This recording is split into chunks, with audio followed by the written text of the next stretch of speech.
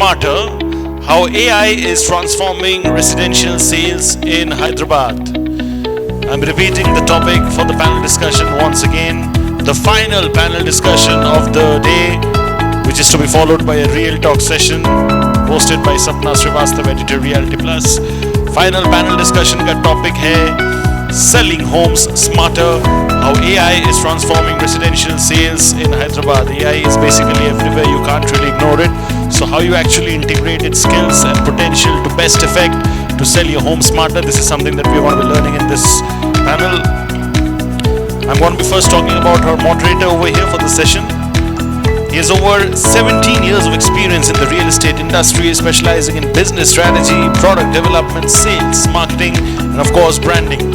He has worked with renowned developers such as the Lodha Group, Godrej Properties and Tata Realty, gaining extensive experience in the West, North and South India across major cities.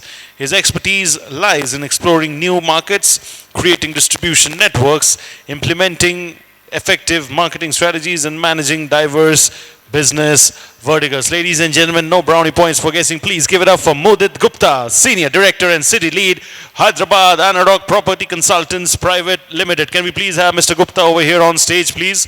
Thank you so much. Clap it up for Mr. Gupta, please. Thank you so much. I request you to take that seat over there at the corner, sir. Thank you. I'm going to be now introducing our speakers in alphabetical order. There are 7 people, so give me the desired time that I need. Thank you. All right, my first one over here, with over 2 decades of experience across real estate and automobile industry, he's absolutely perfectly skilled in negotiation, market research, investment advisory, business relationship management, and business planning. He's also known in the industry as a strong consulting professional. Give it up for the Honorable CMO and business head of Navanami, R. Naveen Kumar.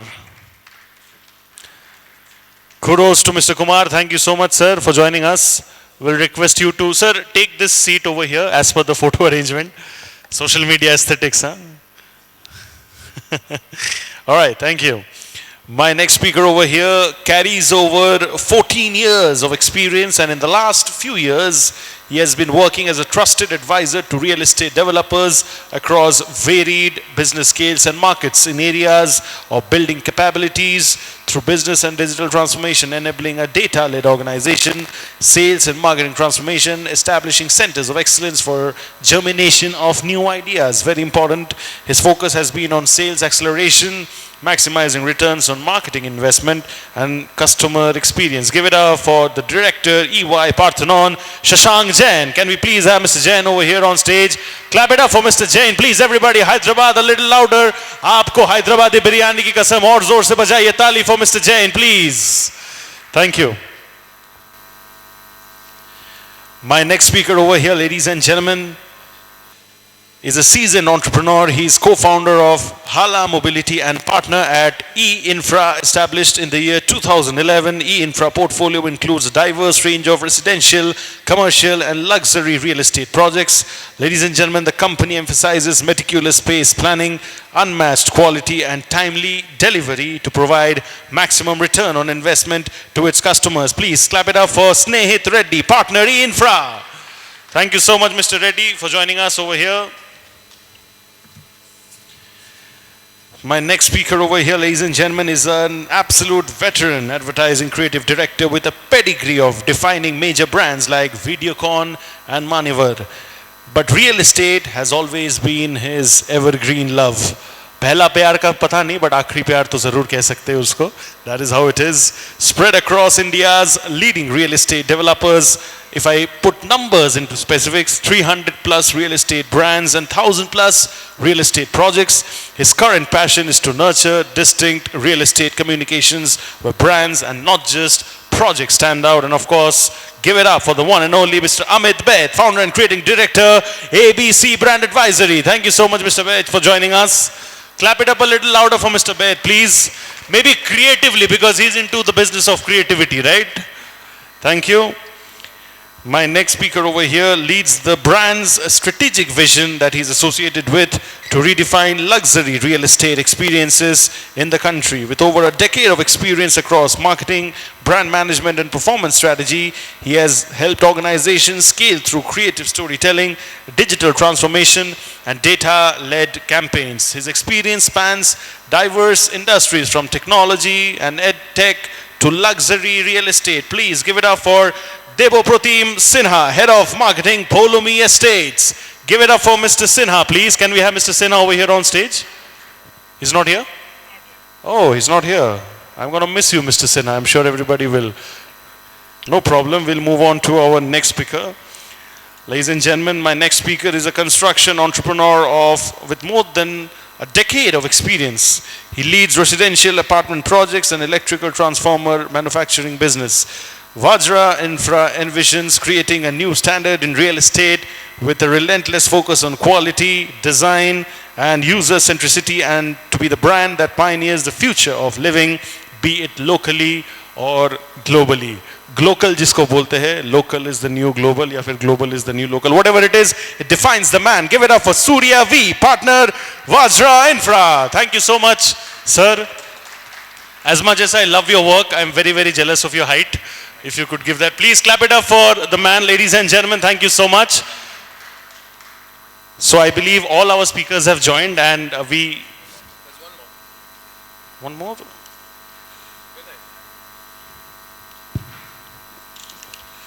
Hanji, right, correct. Apologies, not my fault. The stapler has unwinded. All right, my next speaker is a multimedia designer and strategist and has led select residential and commercial projects in New York as well as this very own city of Hyderabad. His work reflects a thoughtful balance between heritage and modernity, something that a lot of people actually crave in today's time.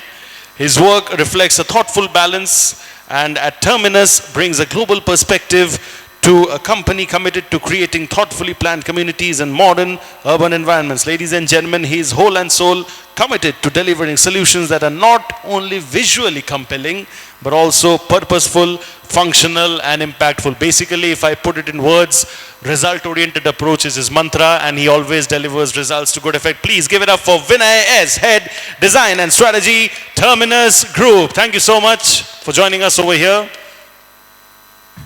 I believe the panel is ready and the timer is over there. And sir, we would love to hear all of you over here. Thank you. The last leg of, I think, today's panel discussion, the last discussion for the day. And I'm sure all of you had a great time in the last two panel discussions. Welcome to all the panelists. And the topic that we have today is a very burning topic. It's about what everyone is talking about, which is AI, artificial intelligence. So here what we are going to talk about is how we are making, the AI is actually making the selling of homes much smarter, how it is changing the overall landscape of the sales and marketing spectrum. And for that we have esteemed panelists here from different walks of real estate, from creative strategy to designing, to developers, to sales and marketing experts. I think we'll have a good time hearing their views and insights from them on this interesting topic. Hyderabad is a very fast growing market, and we have seen that every year the kind of growth the market is showing is tremendous, and that is happening with a lot of technological enhancements coming into the overall spectrum of things, from sales and marketing to construction management to designing and planning, and so on and so forth. And we'll focus mainly on the sales and marketing aspect for it. So without further ado, I think let's start with the discussion. And Amit, my first question is to you. Since you have been working with more than 200, 300 developers across India, so from a branding perspective, where do you see AI coming into it? And how does your entire game of storytelling changes with AI coming into the picture? Thank you, Mudit. Good evening, all of you.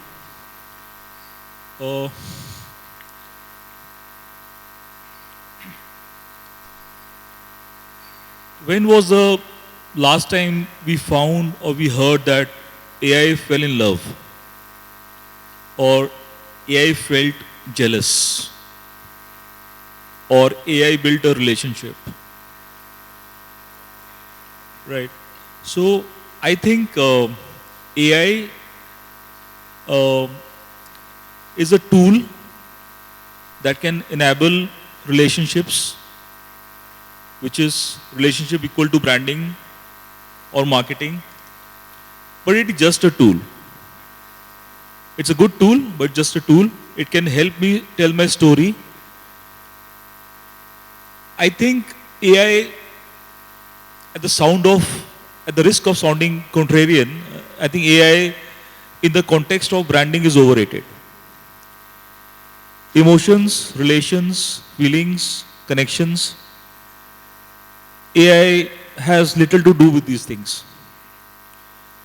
So I think the core of storytelling, the core of branding, the core of relationships will remain the same. Tools come in and tools help us, and this is another tool. Yeah, great. So, Naveen, continuing with what Amit said, from your experience of working into different kind of projects into sales and marketing domain, how does AI is helping you in terms of, say, a lead generation, and also in terms of handling the customers on ground, because customers have also now become very much informed. They also have different touch points that they go through. So how is the landscape changing overall from a sales and marketing perspective? Yeah, hi everyone.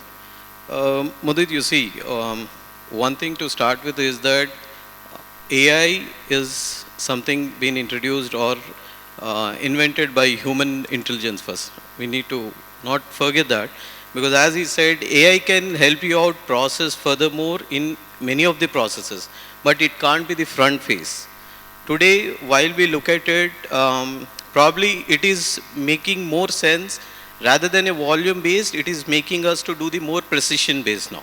So we are more curated now. So you don't have that too much of filtering process through the humans nowadays, because the pre-sales conception where you look at the process, the lead generation, at the time of lead generation itself, you have seen a lot of filtration happening.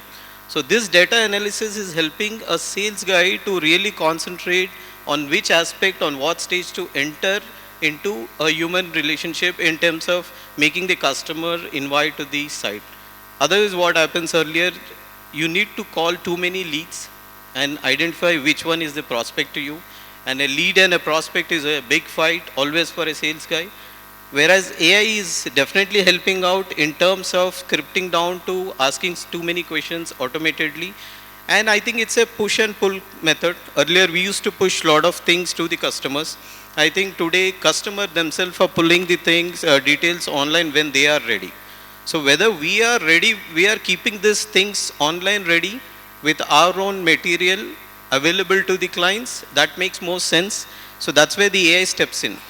It can definitely make the life easy, but that is not the life. That's the start of the filtration to get to the doorstep. Because end of the day, once the lead comes in, it is the human intelligence.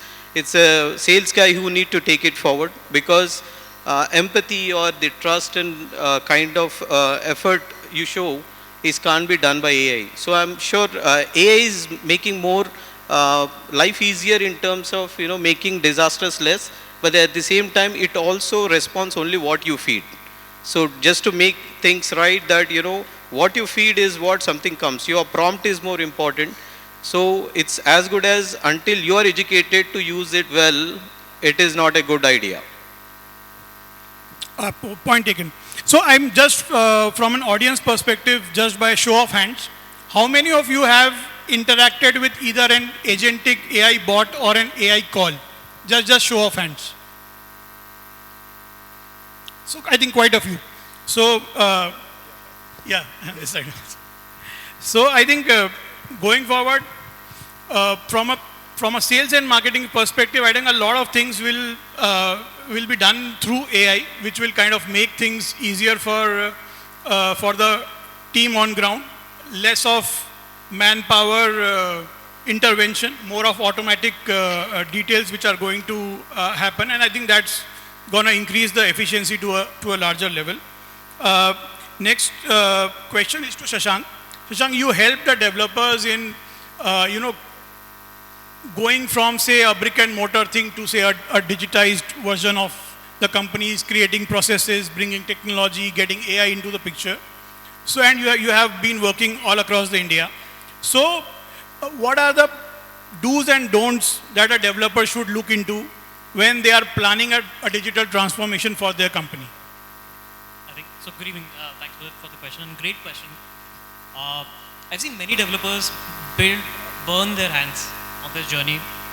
What they do is they look at this in a very fragmented manner. They find some solution of the market, they'll deploy it without assessing where does it fit in the larger scheme of things, what impact will it deliver. As a developer, do I have the capability to live that journey? So for example, he spoke about pre-sales. If we don't have the right data, we don't have customer information, you put an agentic AI bot, chances are you'll fail. So in my view, the do's and don'ts are, the first point is you should have a clear, be it digital roadmap or a GenAI roadmap in place. Second, it should have a very clear business case to say, if I'm willing to invest into this technology, what are the returns? Third is, as an organization, what is my readiness for it? And when I say readiness will be across people, process, technology, and data.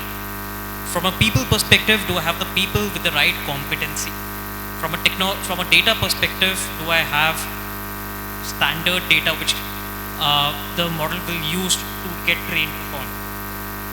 And process standardization. So for me, having the right operating model, roadmap, and a business case, these are a must to be able to maximize the value of any investments into GenAI.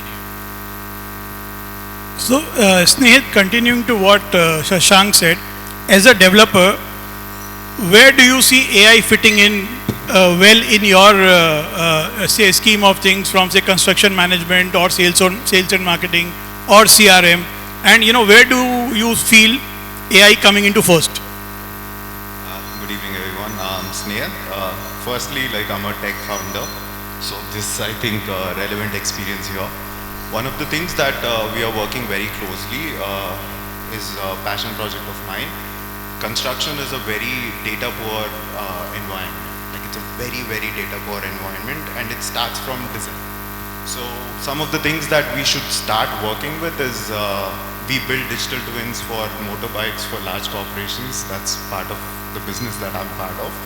So the first initial thought was, why don't we build digital twins for the buildings themselves, right? When I'm saying digital twins, not the 3D renders, it's the services digital, and then getting the right sensors and getting the right amount of data from the building.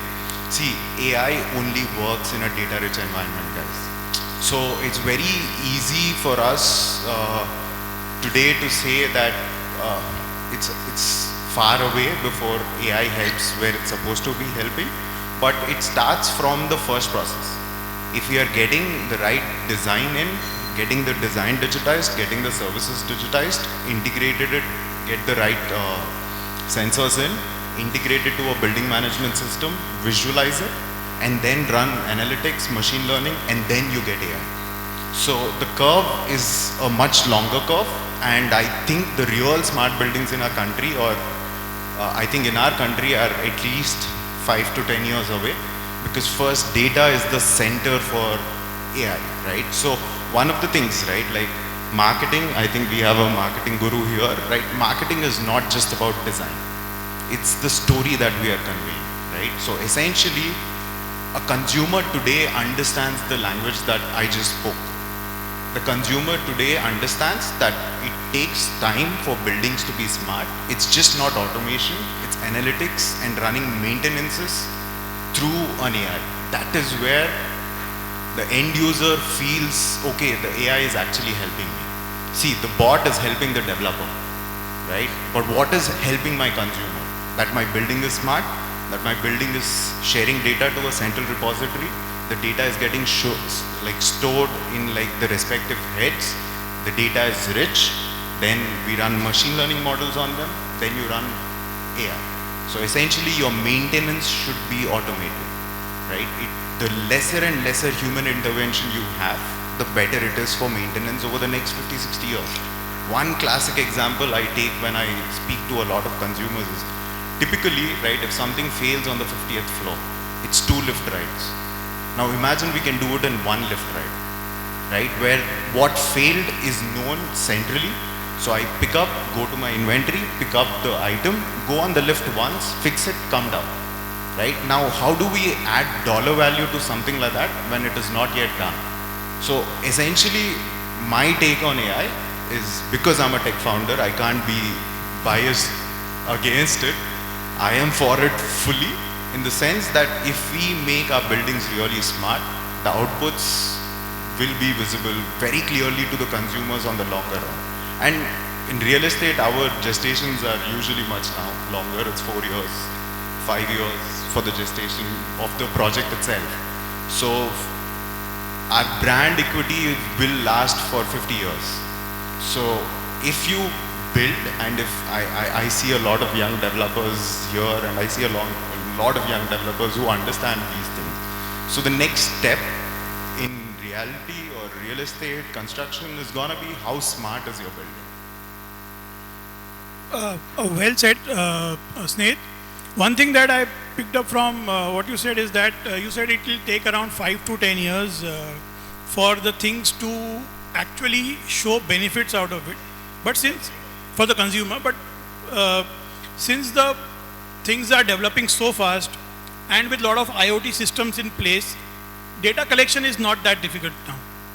So like for example, say in a commercial complex, there's a common washroom. So if you put an IoT device there, it can actually tell you that what point of time in a day the bathrooms are used the most, which point of time the tissues are used the most, and basis that it can get replenished. So I think that thing can get into residential as well and other segments as well. So don't you think this will happen much faster than we think it will? So one of the things I've noticed in real estate, it's not open source data. See, a lot of times, because a lot of the developers ourselves, right, like if I look at it, we are not technocrats ourselves, right? We are business people who understand developing, who understand building a dream, right? So a lot of times our data is closed source and it's all stuck in silos which are not connected talking. The reason why you get like really quick turnarounds and say something like a voice agent or chatbot is the data is open sourced and there's multiple plethora of companies working on getting that data. So in real estate, our problem is not that there is no data, is that our data is not talking with each other, right? We feel very possessive about Yeah, truly agree with you on that. So, Surya, coming to you, when you create a project, when you are into design phase of that project, how does AI fits into your design phase, and how do you kind of use AI to design in a way which will ultimately benefit the customer in a long term? Good evening, guys. So, when it comes to design, I know the aspect of if we have a lot of seniors here, you guys can understand that not too long ago, buildings were made on a gut feeling of a developer and an architect. Like these days we know what product, what market, what price. So on a developer front, that's the advantage of AI. It's at our fingertips. We can identify what product, which micro market, all across the country and other countries too. It's that simple. But I think the other side of this coin is, if I know what product has to be made for this market, then that also results in a happier customer, right? I mean, he doesn't have to compromise on the unit he gets. He gets a unit that he wants. When it comes to buyer preference, I feel, what do you do when you have decided on buying a property already? What do you do? I don't know. What I do is get onto some AI platform. If I've decided on a micro market, then I try to search for the best property in that micro market. So whatever you guys are doing, Amit ji, if you don't show up in that first 5 or 10 developers, and that's it, that's game over. That's because, you know, whatever amount you're spending on digital marketing and everything, if he doesn't see you on that top 10 list, you can't pull him to the site. So that's really tough. So I keep checking.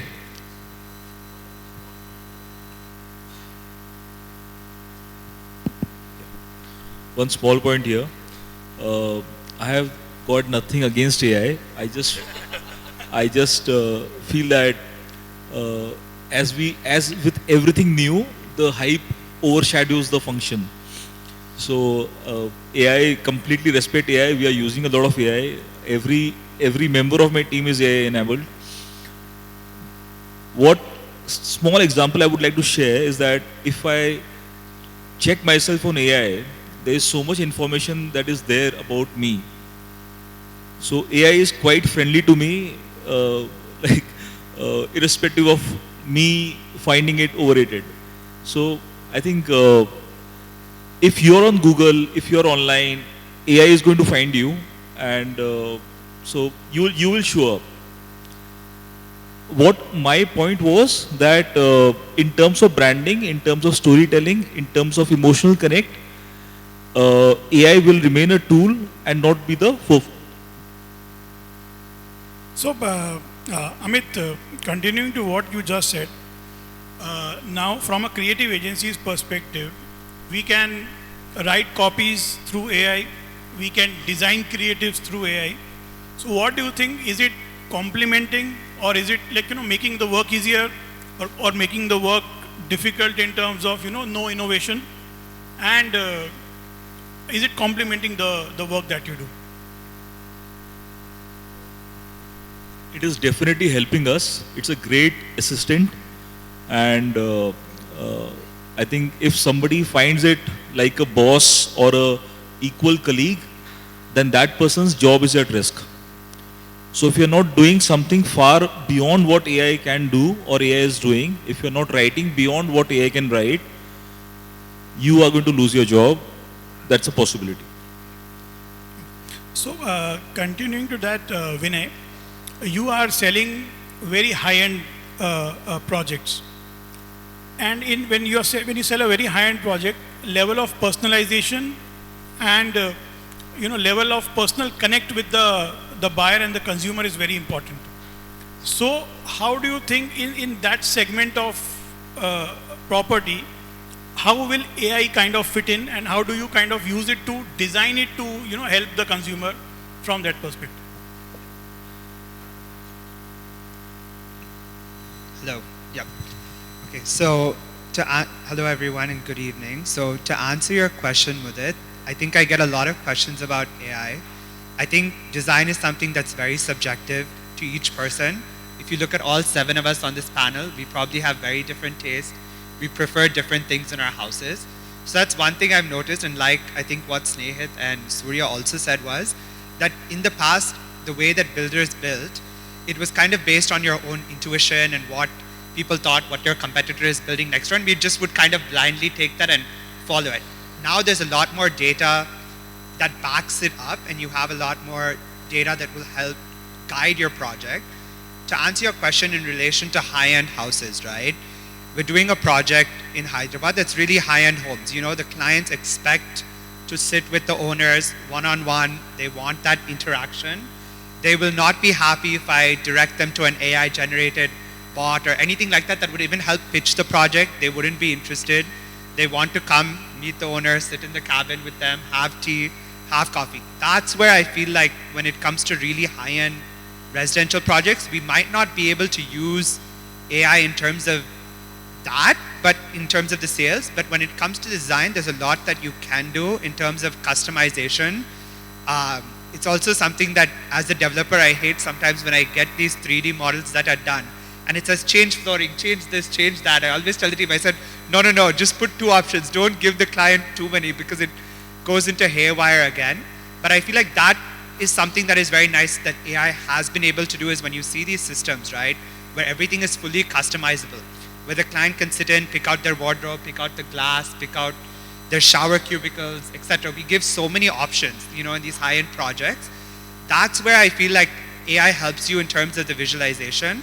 Another thing that I feel in India is in general, the penetration into the market is, we're always pretty late, right? Even if you look at it, we still use AutoCAD for most of our drawings, but Revit exists, right? And Revit as a system, I've worked with few architects who use Revit and they curse the teams who use AutoCAD. They say, if you're using Revit, everything is there. If you have your MEP consultant, everybody, if they're into the same system, your design becomes much more efficient.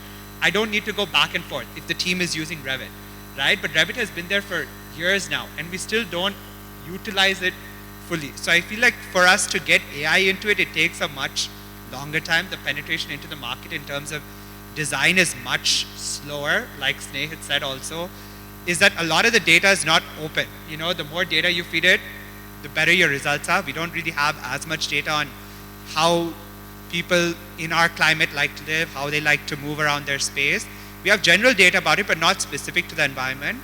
And the biggest thing I've realized doing these high-end homes that I'm designing in Hyderabad right now is the Vastu. That is, if you can design an AI bot for me that can deal with clients and their Vastu issues, that would help me a lot. Because, in one project we did a lot of AI studies too, right? That showcase daylight, how light moves throughout the house, etc. Right? And there's a lot of solutions that showcase that. We've designed a very open floor plan, cross ventilation, etc.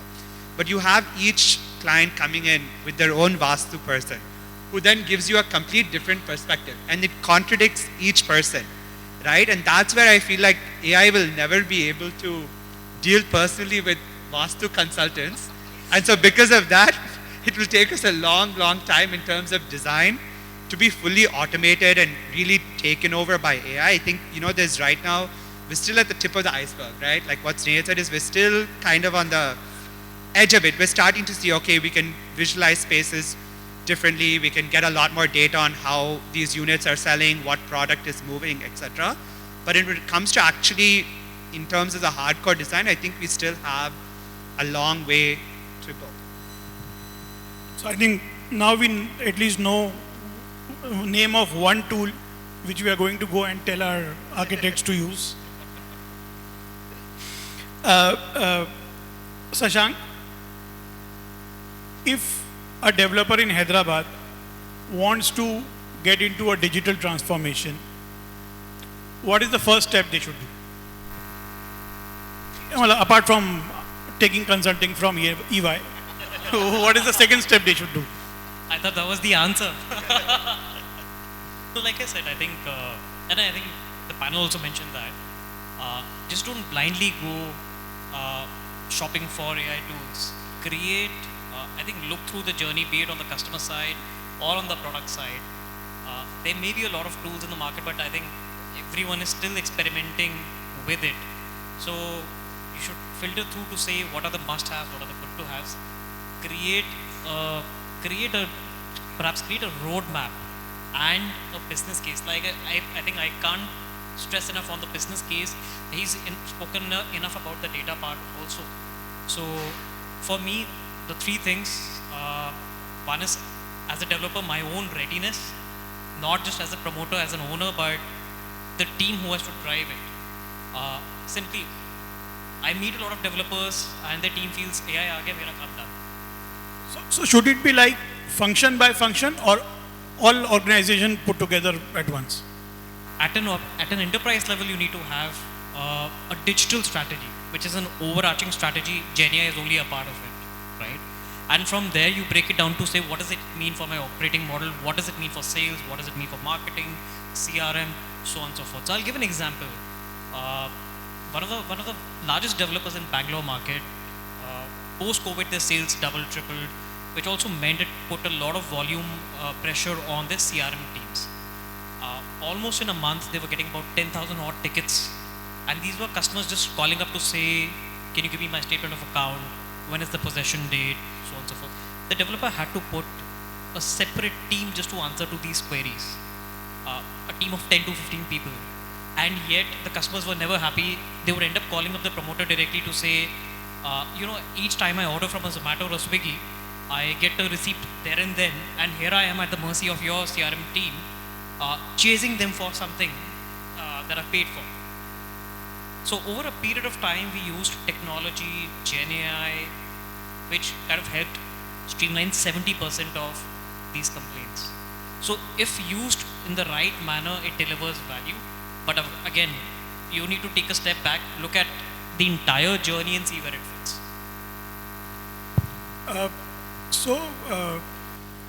I think next question to Naveen. Naveen, from a sales and marketing perspective, I also deal in the same domain.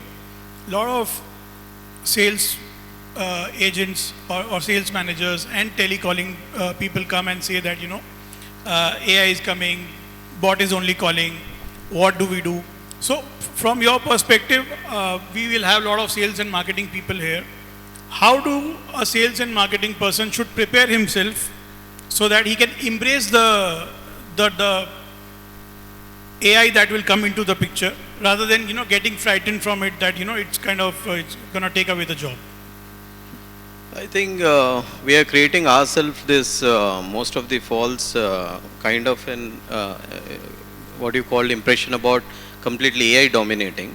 See, we shouldn't be forgetting that AI, we have built AI to make our lives easy, not to really talk about it whether we will live with or not.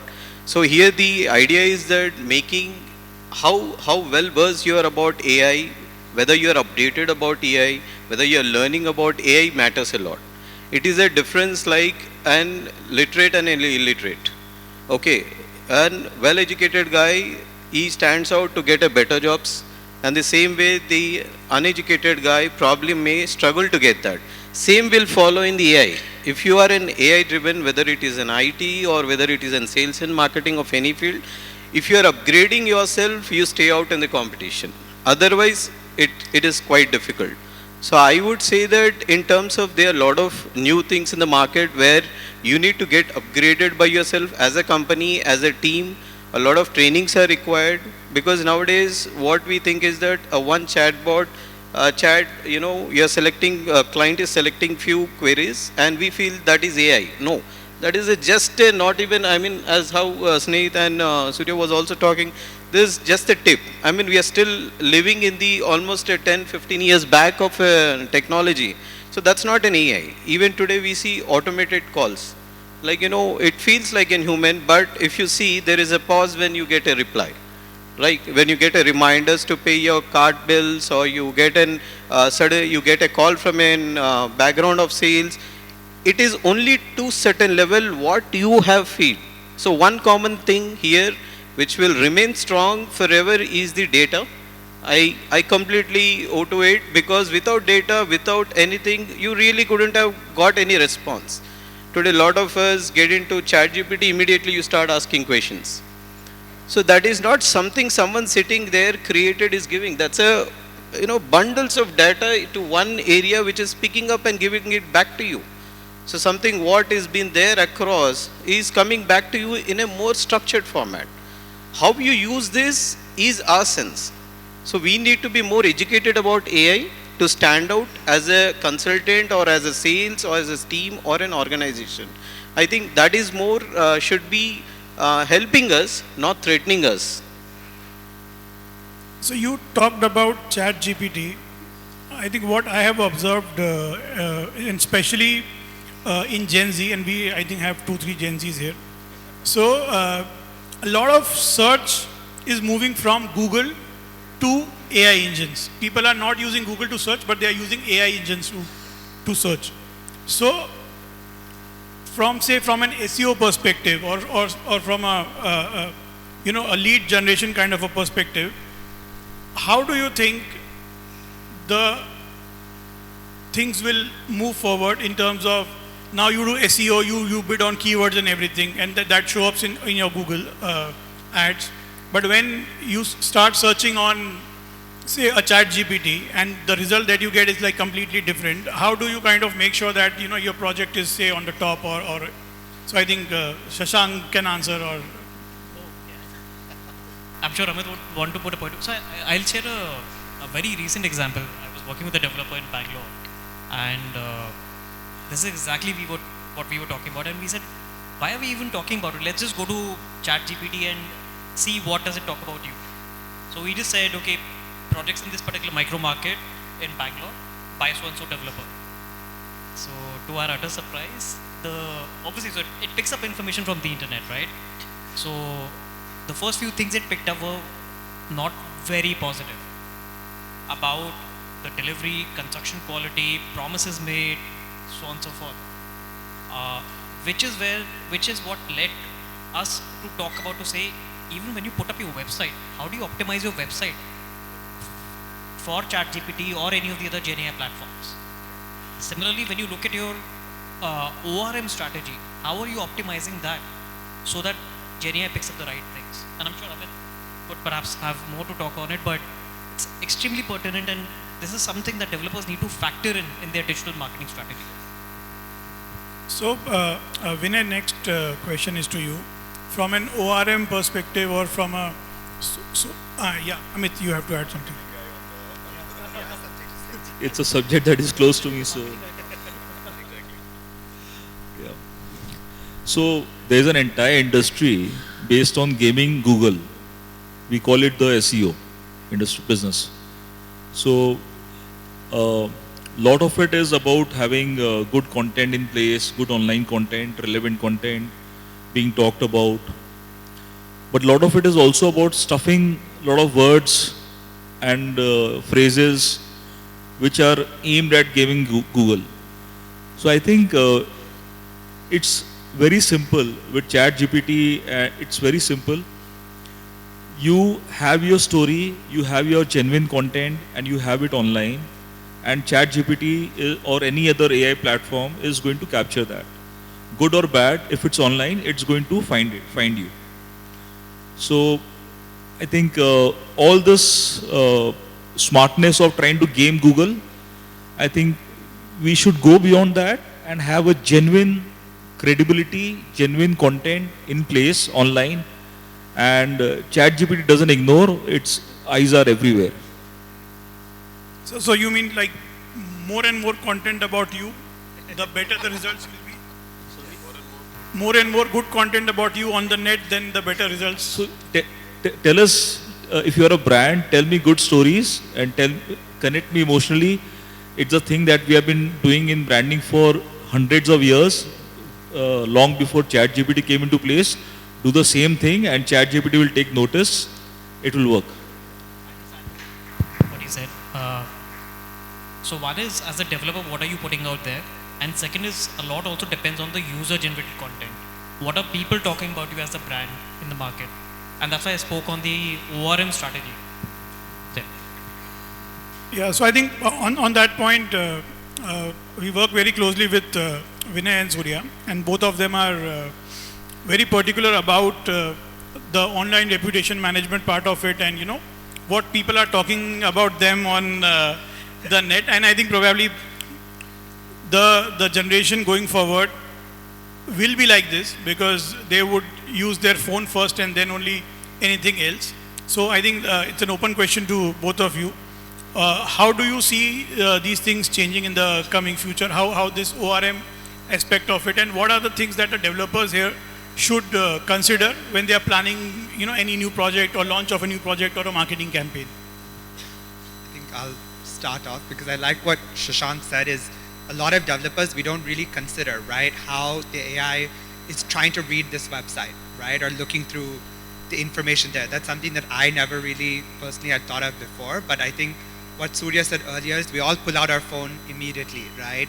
My sisters who are younger than me, they treat ChatGPT like it's literally like Google. Any question they have, they pop it into that immediately, right? And like he said, if you're looking for a project, you're looking for a new house, there's a lot of data that shows that Gen Z is kind of the driving force in a lot of our houses, right? Where are we going for vacation? It's your kids who decide. Where are you going to buy a house? Your kids have a much stronger say than they did 10, 15 years ago, And so that's when, like you said, when you put it into the chat box, okay, in this area I'm looking for a house, what are the top ones I'm looking for? If your project doesn't show up there, you're probably not even really gonna think about it, you know? Yes, so that's something that I had thought of when Surya and both Amit were talking and Shashank as well. But yeah, when it comes to what clients are saying and, you know, that kind of feedback that you get with it knows it as well. You know, it's some things that are out of our control that clients in other projects or neighboring projects start complaining onto yours saying, okay, this construction here is causing this issue, and then that floods your negative inbox. We've had that in projects before, right? And that's really beyond our control. You know, we can report it to Google, we can report it, but Google doesn't really do anything. It thinks that we are trying to take down negative reviews when it's not really even about our project. And when you put that into ChatGPT, or any AI platform, it's pulling that data of customer reviews, right? And then you all of a sudden have a very negative outlook of your project that might be very skewed, because if you go and look at the comments, they're actually not commenting about your project. They might be commenting about another old project of yours or a project in this area. So it's a little bit of a gray area is what I feel, but you can go ahead. See, all I'll say is we've said AI around probably 1,000 times in this discussion already. So to put it straight, guys, do great work, get good reviews, keep the goodwill up, and you guys will sell. I think that's it. To sum it up, you know, just do good work. That's it. I think last question to Snehit and Shashank both. Snehit, from your tech background, basically, how, if a developer wants to do a digital transformation, how can he measure his return on investment? So, a lot of times, right, like when we are talking about return on investments, we don't take brand equity into the picture. See, a lot of times I feel this is a dream of mine, like I have to hit the stock market 5 times in my lifetime. That is a childhood dream, and I'll do that. See, a lot of times in India we don't really measure brand equity. There is certain premium for the brand equity that you generate, right? See, why I was so particular on this AI, smart buildings or stuff like that, is essentially everything runs on a much larger spectrum when it comes to a house. It's not like a movie. The review is in 3 weeks, 4 weeks, you know, yes or no. But a house is gonna last for 50 years, 60 years. See, where do we use AI most predominantly, right? Like, so this is, again, I speak to a lot of developers, and part of what I do is build startups, invest into startups who are working in this field, is primarily this. This is a problem which happens in every gated community in Hyderabad, Bangalore. You take a metro city, it happens. A developer hires consultants who are technical people to build a building. The homeowner association are a bunch of individual human beings whose proficiency might not be civil engineering, or like, you know, whose proficiency might not be in understanding what are the services in the building. Right? So now in that transition phase which is happening, right, where it's going from a technical supervision to a non-technical supervision. Now this is the biggest gap that has to be filled. Whoever fills that gap first, he's gonna win that race on the longer run without competition. Why? You take, so many examples of this, right? You take any gated community, most of the community, the pools don't, like, you know, if it is not well maintained, they dry off the pool. The sewage treatment plant like eventually gives up, right? Like the DG, there is no way to like measure what is happening with it. We keep enforcing this behavior that bad behaviors will also be rewarded. See, any time a change has to happen, it has to be transitional in my mind, right? So any developer who's looking at AI right now, if we are talking about the bots and the calling and all, that is reducing your turnaround time for a lead. Beyond that, it's not doing much of a system capability. So a lot of times, a lot of developers, again, the point is it's more technical than what we are envisioning. It is a shifting in mindset change. It's not how quick do I get goodwill from my consumer, it's how long do I get that goodwill. Because if I have the next 50 years of my life and 30 years later, 40 years later, a home buyer in one of our projects says like, you know, everything is spick and span till now. Now that is a win, right? Like it is the longer run. So the ROI measurement, right, it is gonna cost you to put more sensors into the building.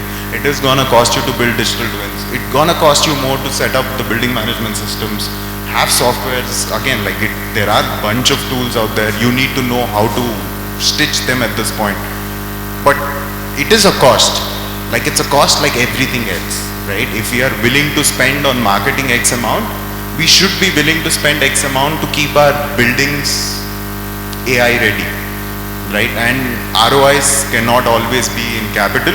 It has to be in brand equity over 20, 25, 50 years. Very well said, Snehit. I think fantastic, and I think that brings to the closure. He's already up on the stage. But one last question to all of you, and answer in either one word or maximum one sentence. If you have to paint a picture of an organization which is AI driven, how would that look like? If you have to paint a picture of a real estate, say a developer, which is AI driven, how would that look like? Building for the greater good because it's cheaper to do it with AI. Superb. I feel end of the day, when it comes to the customer side of things, customer doesn't actually care if you're using AI or not, even if you don't like it. He only wants timely delivery and good quality end of the day. You use AI, don't use AI, whatever you do is upon you. He wants his great product in time. That's it. So if you're using AI for a better product, great.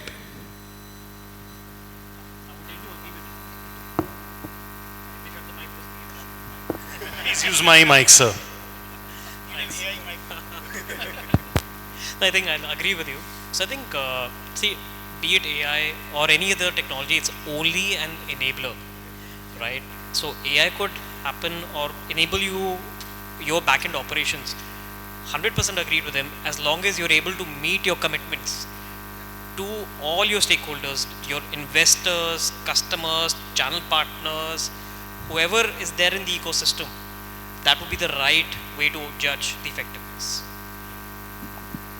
I think AI should be part of one of the part of the ecosystem, not the entire ecosystem. I think this all comes together, like the building trust and build on time, and you talk about quality. Of course, as a branding manner, the storyline, what you are, what you really want to build, makes a sense. And above all, again, the data, how far you are able to update it online, because that is where you are nowadays. I mean, as you say, a lot of Gen Zs on the phone, ChatGPT, suddenly you see the data is something else, and what you are presenting something else, and then there is a crash. So technology is that if it is a disaster, it will give you disaster. If you're putting the right manner, then you're getting a right results. So we need to be careful on that front. That's it.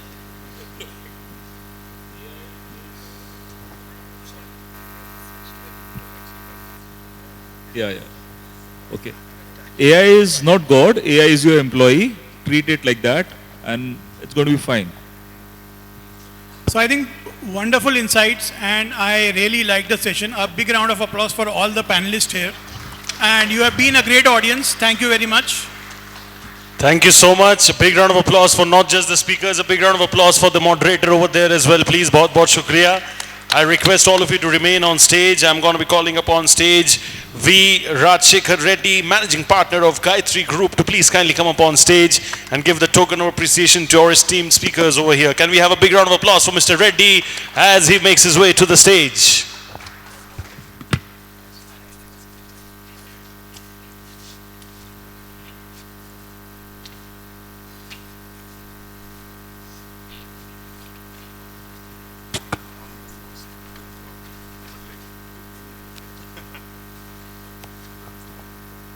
We are doing a group photograph directly after all the giveaways are done.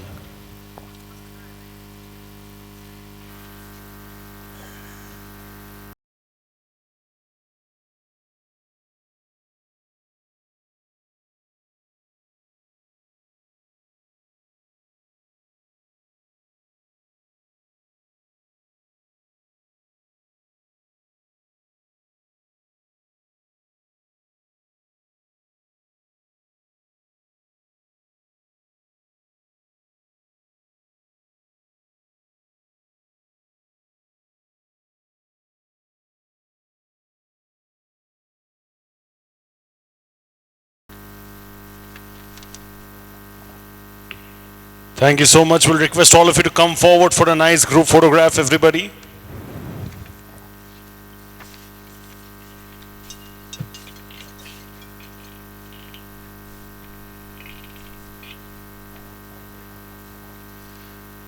Ladies and gentlemen, when the group photographs happen, you know the gesture. That's very, very important, right? Thank you so much for being so kind, gracious, wonderful, and incredible as an audience. Your encouragement is what sets them apart. Thank you. Thank you so much to all the speakers. We look forward to having all of you in the 4th edition the next year. Bahut shukriya. Thank you for joining us. I'll request all the chairs to be cleared away, please, apart from 2 chairs on stage. Can we please remove all the chairs? हम सारे chairs हटाना चाहेंगे, please. I promise next time I come, मैं local language सीख के आऊँगा so that it's easier to communicate. Thank you.